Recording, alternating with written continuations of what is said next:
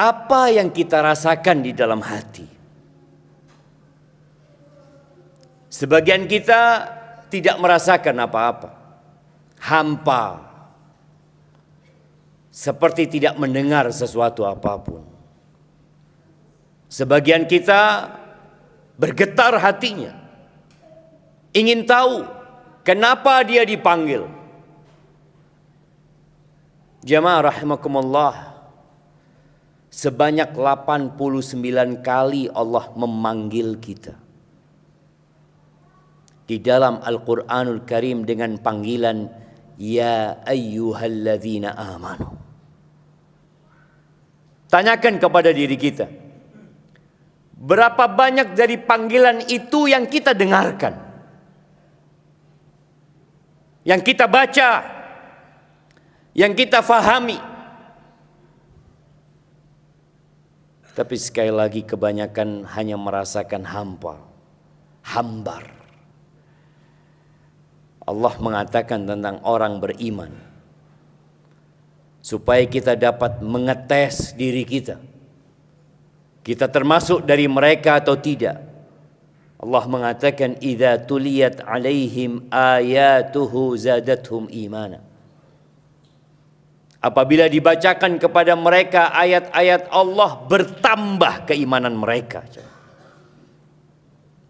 Ahibati fillah, di antara panggilan Allah adalah yang baru saja kita sampaikan, ya ayyuhalladzina amanu taqullaha haqqa tuqatih. Wahai orang-orang yang beriman, bertakwalah kalian kepada Allah dengan sebenar-benarnya takwa. Wala tamutunna illa wa antum muslimun. Dan janganlah kalian mati kecuali dalam kondisi Islam. Jamaah rahimakumullah,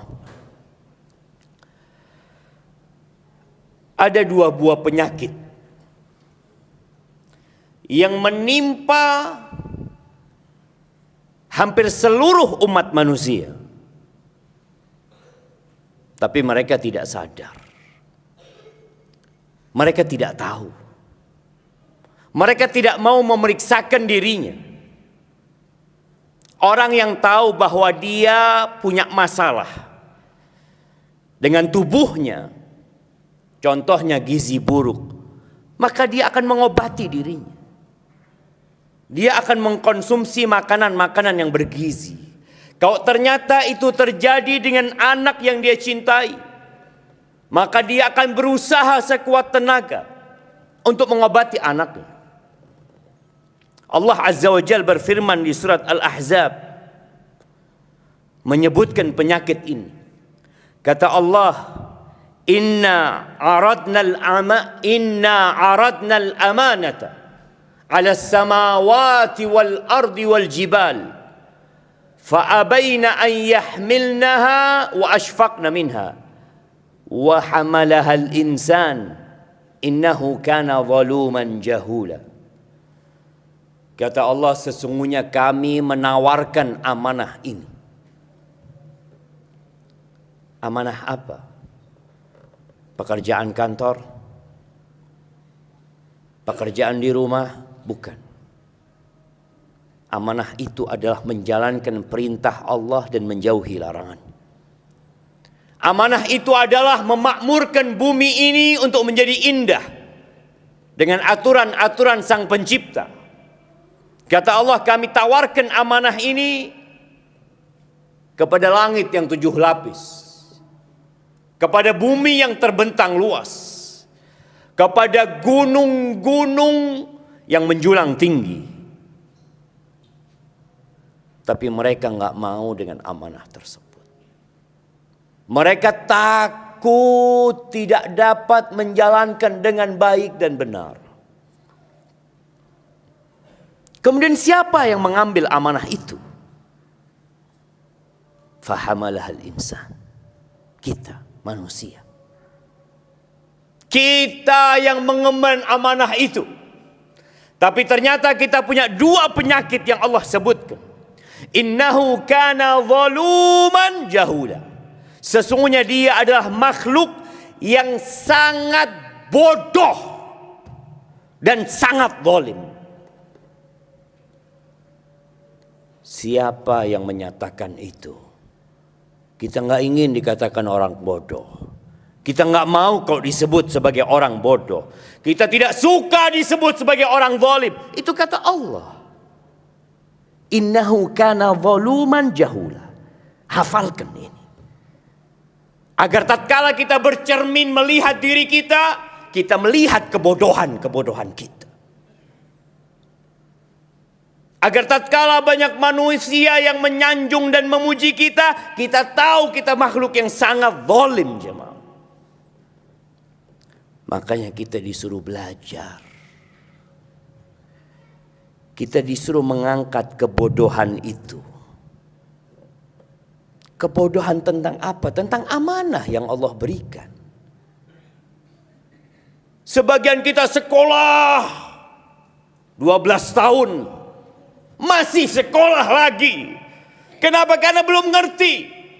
Dia merasa masih bodoh. Dia belajar lagi 4 tahun.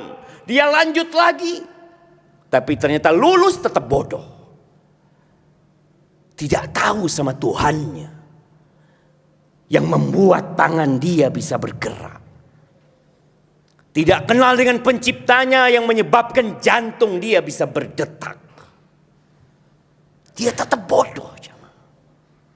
Terkadang sholatnya belum benar. Wuduknya belum benar.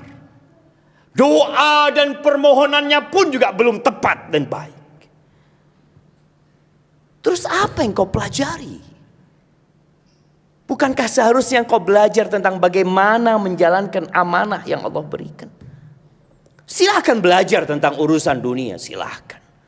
Tapi angkat kebodohan yang telah menempel di diri kita.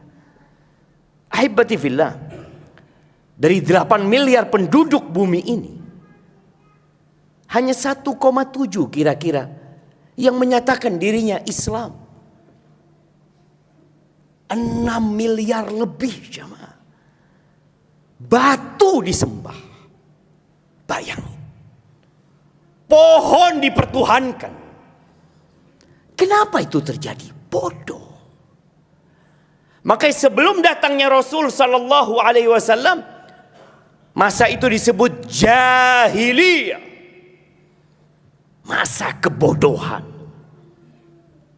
Bagaimana orang-orang Mekah meletakkan 360 berhala jemaah, ditawafin sama mereka. Kemana akal mereka? Itulah kebodohan.